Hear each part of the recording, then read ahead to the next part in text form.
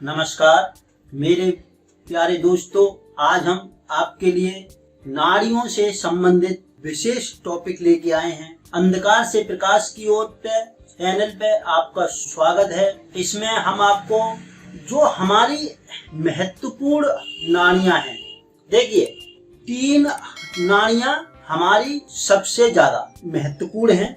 इसके अलावा कुछ करीबन 15 नाड़ियां और भी महत्वपूर्ण हैं, जिनको हम लोग जो है प्राणायाम में या फिर कुंडलिनी शक्ति में जागरण करने की और उनको समझने की कोशिश करते हैं।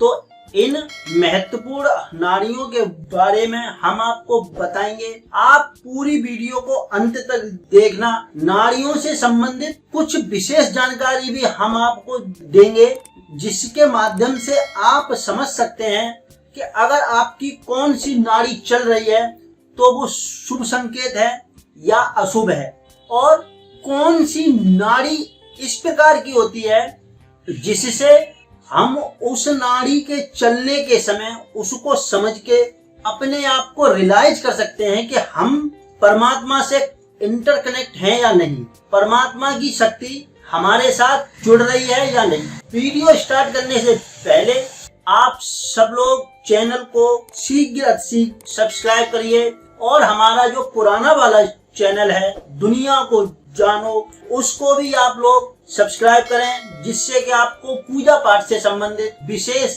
जानकारियां मिल सके। ठीक है मेरे प्यारे दोस्तों, वीडियो स्टार्ट करने से पहले हम अपने गुरुदेव की चरण वंदना करेंगे और परमात्मा जी को नमस्कार करेंगे, माता महाकाल का माई को नमस्कार करेंगे और सभी देव शक्तियों को सबको नमस्कार करेंगे। इसी के साथ अब हम आपको बताते हैं। देखिए, मुख्य रूप से 3 नाड़ियां हमारी ईड़ा, पिंगला और सुषुम्ना, ये 3 नाड़ियां मुख्य रूप से महत्वपूर्ण होती हैं। इनके अलावा 12 नाड़ियां और भी होती हैं, जिनको अगर हम समझना चाहें तो उनका हम आपको नाम बताते हैं और उनका स्थान भी बताएंगे, कौन सी नाड़ी कहाँ होती है। सबसे पहले है हमारी सबसे ज्यादा इम्पोर्टेंट है जो सुषुम्ना, फिर ईड़ा, पिंगला, गांधारी, हसजीवा, पूषा, यश्विनी, सूरा, कुहू, सरस्वती, बारुड़ी,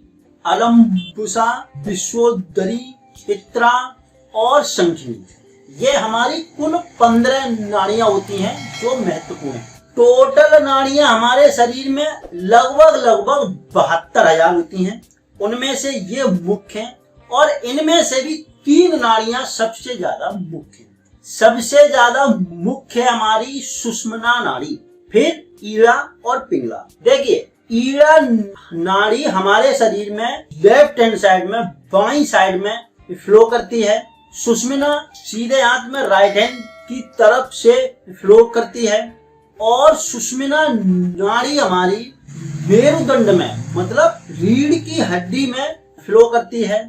मेरे प्यारे दोस्तों, पहली बात हम आपको बताएं, ये जो नाड़ियों का जो अध्ययन करके हम आपको जो जानकारी दे रहे हैं, ये सूक्ष्म जगत की जानकारी है। भौतिक जगत में, भौतिक शरीर में ये आपको नाड़ी कहीं नहीं दिखेगी, क्योंकि भौतिक जगत में इनका कोई अस्तित्व नहीं है। लेकिन जब आप भौतिक जगत से सूक्ष्म जगत की ओर चलेंगे, आपको रियलाइज होगा कि आप परमात्मा की तरफ बढ़ने के लिए एक कदम आपने बढ़ाया है।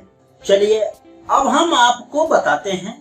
देखिए, तीनों नाड़ियां सूक्ष्म जगत में जो मूलाधार चक्र होता है हमारा, मूलाधार चक्र से निकलती हैं। ये तीनों नाड़ियां हमारी आज्ञा चक्र पर जाकर मिलती हैं। मेरे प्यारे दोस्तों, इन तीनों नाड़ियों के लिए एक संयुक्त रूप से शब्द आता है त्रिवेणी। इन तीनों नाड़ियों को त्रिवेणी नाम से भी जाना जाता है। आप जब त्रिवेणी की बात करेंगे तो ये ईड़ा, पिंगला और सुषुम्ना, ये तीनों नाड़ियां आपकी आएंगी। इन नाड़ियों की विशेषता होती है कि ये मूलाधार चक्र से ये तीनों नाड़ियां निकलती हैं, स्टार्ट होती हैं और हमारे आज्ञा चक्र पर यहाँ पर जहाँ पर तीसरा नेत्र माना जाता है, वहां पर आकर ये तीनों मिल जाती हैं। और हम आपको एक बात बताएं, ईड़ा और पिंगला हमारे नासिका तक फ्लो करती हैं और नासिका से ऊपर आज्ञा चक्र होता है। आज्ञा चक्र में जाके ये तीनों नाड़ियां मिल जाती हैं। इस आज्ञा चक्र को हम त्रिकूट या त्रिनेत्र या तीसरा नेत्र भी कहते हैं। तो सुषुम्ना नाड़ी आज्ञा चक्र से होते हुए ब्रह्मरंध्र तक जाती है। अगर आपको इन नाड़ियों का टेस्ट करना है, इनको समझना है, तो आप क्या कर सकते हैं, आप अपनी अंगुली से अपनी नाक के स्वर को चेक करिए।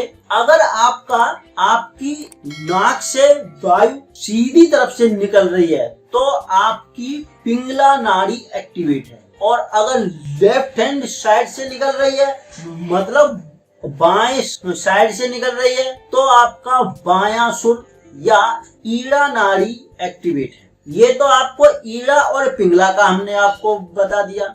अगर आपकी वायु नाक के दोनों छिद्रों से निकल रही है तो आपकी सुषुम्ना नाड़ी एक्टिवेट है, सुषुम्ना नाड़ी चल रही है। और ऐसा माना जाता है कि अगर आपकी सुषुम्ना नाड़ी चल रही है तो उस समय परमात्मा जी की आपके ऊपर कृपा है, मतलब आपका जो लिंक है वो परमात्मा जी से है।